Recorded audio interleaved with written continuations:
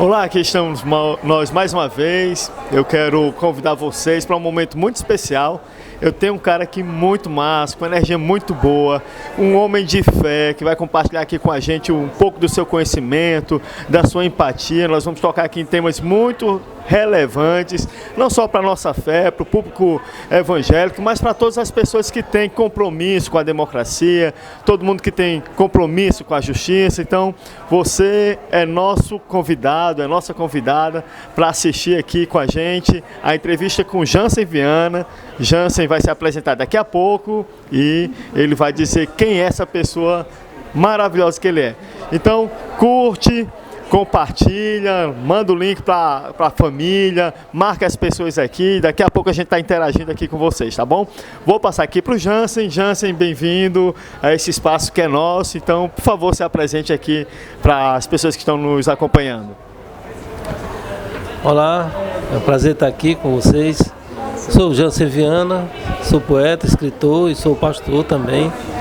E pai de 5 filhos, 4 netos, uma esposa maravilhosa e amigos, né? Amigo de vocês. Gosto de conversar, gosto de escrever poesia e gosto de justiça. Massa. Jansen, falando de justiça, eu queria começar perguntando para você sobre uma questão. Tem aí o Brasil todo tomando notícias sobre uma série de vazamentos muito comprometedores de um juiz com o promotor, né? Então misturou ali quem julga com quem faz a acusação. Você, como um defensor da justiça, um promotor de justiça, né? Promotor no sentido de quem faz a promoção da justiça, como é que você está enxergando essa confusão de papéis entre quem acusa e quem julga, no caso muito específico do ex-presidente Lula? Eu confesso que eu me sinto um pouco desesperado. Desesperado pela situação que a gente já sabia, a gente desconfiava, né, e que agora a gente está vendo que tem provas sobre aquilo que a gente suspeitava. Mas o meu desespero é porque isso não é uma coisa que acontece agora, não é um caso pontual. É um caso que acontece sempre. Quantas pessoas já foram vítimas de juízes tipo Moro? Quantas famílias já perderam, tiveram prejuízos enormes, famílias destruídas por causa de uma justiça corrompida? Eu não estou dizendo que todos os do judiciário são corruptos, são como o Moro, mas que existem muitos assim. E agora a gente vê um caso que nos deixa sem chão, né? A gente sente o impacto de um país que vai afundando por causa de interesses das elites, por causa de um juiz corrupto, né? Junto com todo o aparato do judiciário. E a gente vê, será que isso vai ter alguma repercussão positiva? Será que todas essas denúncias elas vão ter um caminhamento que a gente possa se dar por satisfeito? Né? É uma coisa absurda, horrorosa, comportamento de bandido, né? E nos deixa indignados. Eu me sinto assim, indignado. Então, Jansen, me parece que aumenta mais ainda a nossa responsabilidade, principalmente quem tem compromisso com a fé, né? O público evangélico hoje tem uma influência grande no país, nós temos representações em vários setores da sociedade, mas me parece que uma ala muito conservadora que está ali no Congresso Nacional, chamada pela alcunha que não é muito devida, chamada de bancada evangélica, né? Bancada da Bíblia, não é. A gente precisa fazer aqui, Jansen, um parêntese muito grande para dizer que eles não representam a totalidade do evangélico. Inclusive tem aqui 2 pastores que não coadunam, não é, com esse desmando, esse descaramento do julgamento e principalmente da Operação Lava Jato. Então é só um parênteses para dizer que nós, por favor, não generalizem os evangélicos. Mas me parece, gente, que também a gente tem uma responsabilidade de, nesse momento histórico que o país está vivendo, da gente se posicionar e da gente também ser uma voz profética. Como é que você vê isso? Eu acho que é nossa responsabilidade mesmo, nosso papel de igreja, de cristão, né, não aceitar essa situação. E até você falou muito bem, bancada evangélica, se trocasse para bancada cristã, a maioria dos cristãos então se sentiriam indignados. Isso não é cristianismo. Então você que é cristão, está nos acompanhando, sabe que essa bancada evangélica não são de evangélicos, não representa, não é a fala dos evangélicos, é a fala de gente safada, que está no meio da religião e se aproveita da religião, né? E a gente que realmente tem princípios cristãos, que é comprometido com o reino de Deus, porque o reino de Deus é justiça. Jesus falou que o reino de Deus é justiça, então a gente tem que lutar pela justiça, é nosso papel, é nosso dever como cristão, como discípulos de Jesus de Nazaré, né? E apesar de toda a opressão, apesar do medo que querem nos impor, nós temos que ter força para lutar, ir para as ruas, abrir o bocão, usar daquilo que democraticamente a gente pode usar, os artistas usarem a sua arte, aqueles que têm um poder de persuasão, de fala, que tem influência, né? E todas as pessoas, desde o mais simples até aquele mais influente, aquele que é brasileiro, aquele que é cristão, tem que estar comprometido, tem que estar engajado. Gente, inclusive esse também aqui é um instrumento democrático, né? Nós ainda temos o livre acesso à internet, que não está democratizado, mas algumas pessoas têm, e esse também é um instrumento que a gente utiliza para chegar mais longe. A gente não pode estar na casa de cada pessoa, mas a gente pode estar utilizando a internet para chegar mais longe, fazendo essa mensagem de justiça e esse chamado a um compromisso ético, um compromisso com a nação brasileira, não é, Jansen? De chamar as pessoas e de chegar mais longe. Então nós utilizamos aqui essa live justamente para isso. Mas, Jansen, ainda falando sobre essa conjuntura evangélica, recentemente o STF, o Supremo Tribunal de Justiça, ele colocou a comunidade, os crimes contra a comunidade LGBT na mesma categoria de racismo. Então colocou como crime hediondo. E uma pessoa aí que se diz representante dos evangélicos disse: os evangélicos estão em perigo. Eu queria que você ampliasse, porque a gente não enxerga nas relações homoafetivas um pecado ou um crime nisso. Então não há porquê a nossa fé não abre parâmetro para a gente discriminar as pessoas. Então eu queria que você tranquilizasse de alguma forma quem está nos assistindo, ou pensa que agora vamos controlar o que a igreja diz. Como é que é isso? Como é que você vê isso, Jansen? Na minha concepção cristã, a questão da homossexualidade não é pecado. Não se trata de pecado, não se trata nem de uma perversão, como alguns querem classificar, nada. É uma coisa normal, né? É uma coisa do ser humano. Sempre existiu isso, sempre que teve seres humanos na Terra, isso existiu. Então é uma coisa muito normal, muito natural, e que as pessoas precisam aceitar. Não está mais nesse tempo de fazer esse tipo de guerra.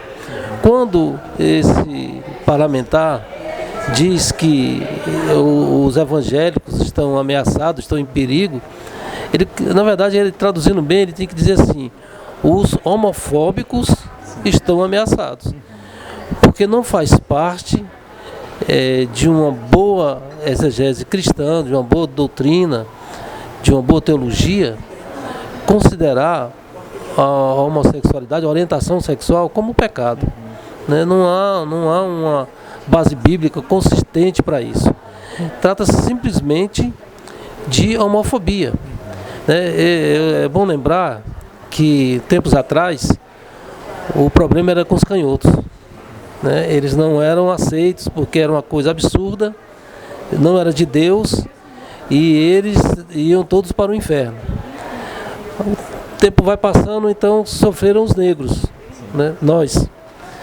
E bem pouco tempo atrás as igrejas não aceitavam os negros, havia guetos separados de igrejas para os negros, E ainda hoje a gente vê muita discriminação racial. E agora parece que a vez é do grupo LGBT+, que sofre esse tipo de perseguição, que sofre esse tipo de discriminação. E isso não faz sentido. Quem se sente ameaçado é quem tem ódio, né? É quem é homofóbico. Eu quero dizer uma coisa para você que está nos ouvindo. Se você se sente ameaçado, cuidado, porque tudo indica que você é homofóbico. Então, gente, eu estava aqui escutando o Jansen e lembrando das palavras de Jesus, eu tentando aqui lembrar no Evangelho onde é que Jesus condenou essas pessoas. Então eu fico imaginando que o que tem sido pregado aí, essa mensagem de ódio, de rancor, né, num país fraturado por uma desigualdade social abissal, terrível, e as pessoas preocupadas com a sexualidade dos outros, onde a sexualidade dos outros choca mais do que a miséria que está o povo, uma grande parte do povo na miséria e uma minoria ridícula e rica, não é? Essa desigualdade brutal não choca as pessoas e as pessoas não se juntam para debater sobre isso, para falar sobre isso. Então, eu acho que esse é um passo que a Igreja Evangélica Brasileira precisa dar, enxergar na fratura social exposta, né, a sua indignação e não a sexualidade das pessoas. Mas, Jansen, dentro desse cenário que é tão difícil, tão desafiador, que às vezes tira até quer tirar a nossa paz, quer nos tirar de um lugar de serenidade, eu queria perguntar para você como é que você encontra esperança, como é que você alimenta as suas utopias, o que é que lhe dá alegria hoje? Eu não posso desanimar, né? Eu, graças a Deus, sempre fui, não vou dizer otimista, eu vou dizer esperançoso, né? Eu sempre acredito na juventude, eu acho que há esperança nessa juventude. Eu tenho uma filha ainda adolescente e ela me traz muitas coisas boas, né? Das conversas dela, da cabeça que ela tem, das coleguinhas dela. Elas vão para a rua com a gente, nas manifestações, e porque eles estão construindo um futuro que é deles. A gente está só ajudando, mas a luta, eu acho que principalmente é da juventude, porque eles vão morar lá, e eles não vão querer morar num mundo fundamentalista, religioso, onde não há liberdade, não vão querer um governo que seja opressor, né? Que não tenha cultura, que não tenha liberdade de expressão.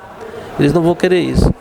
Eu também tenho uma coisa que me deixa muito feliz, que me conforta, que me consola, que é a poesia. Então, com a poesia eu consigo sobreviver num mundo tão amargo, num mundo tão cruel. Eu acho que fica aí uma boa dica para quem está nos ouvindo. A poesia, ela salva, ela nos dá sensibilidade e nos faz acreditar na beleza, na nobreza e valores que são muito importantes para a nossa vida. Gente, o Jansen Viana, a vida dele é o evangelho com um sorriso grande. Esse cara tem encontrado no segmento de Jesus Cristo um jeito muito bonito de viver. E eu estou falando isso porque você pode depois deixar sua dúvida aqui, vai compartilhando aqui com a gente vai respondendo no tempo que a gente puder, mas a gente vai respondendo. Jansen também assume esse compromisso de ir respondendo os internautas, as pessoas que nos acompanham, mas o Jansen tem uma produção literária extensa. Esse cabra aqui, ele tem escrito muita coisa. E Jansen, eu quero lhe perguntar, de onde é que aparece a inspiração? Você se inspira no cotidiano para fazer as suas obras literárias? Você busca nas memórias? Explica aí para a gente como é o seu processo de criação. O meu processo de criação, cada artista tem um processo, né? Tem uma maneira dele produzir, porque as pessoas se enganam muito pensando assim que tem que ter aquele momento, aquele tchan, aquele toque, né? Mas isso existe, realmente, é legal. Mas tem muito esforço, né? Tem muito suor também. E isso faz com que a gente busque produzir cada vez melhor. Mas eu penso assim, de duas coisas, de duas maneiras. É um olhar poético sobre as coisas, é encontrar significado nas coisas, nas pessoas, no momento, né? Ter um outro olhar para cada circunstância, é uma maneira de fazer uma leitura do mundo e da vida, esse olhar poético, de conversar com os objetos, né? Conversar com os objetos? Conversar, essa loucura de conversar com as coisas, com os objetos, com a roupa, né? Por exemplo, eu fiz recentemente um poema sobre uma estrada, a estrada da Palmácia, né? Sim. Eu estou escrevendo agora um livro sobre a Palmácia, que é a terra da minha esposa e que eu adotei como a minha terra no interior. Todo mundo tem um interior para ir, né? E eu, como nasci aqui, eu não tinha um interior para ir, uma cidade do interior que fosse minha. Mas como eu casei com uma palmacense, então eu adotei a Palmácia como a minha terra do interior. E nessa poesia eu estava escrevendo sobre a estrada da Palmácia, né? Eu coloquei a estrada como uma preta, como uma mulher, né? Com aquelas curvas sinuosas. Fiz um poema bem sensual, e que quando a pessoa lê, depois no final vai descobrir que eu estou falando de uma estrada. Mas no começo ele fica pensando que é uma mulher. Né? É essa forma de olhar, né, que produz a poesia, né? De perceber além daquilo que o objeto que é no comum. Né? Isso é uma forma de produzir. A outra é buscar esse esforço para escrever, para produzir mesmo, né? Pegar papel e caneta, eu escrevo muito no celular agora. É bom que aonde eu estou eu posso escrever, né? Então um monte de poesia está aqui no celular e crônicas também. Então não ter medo de se expor.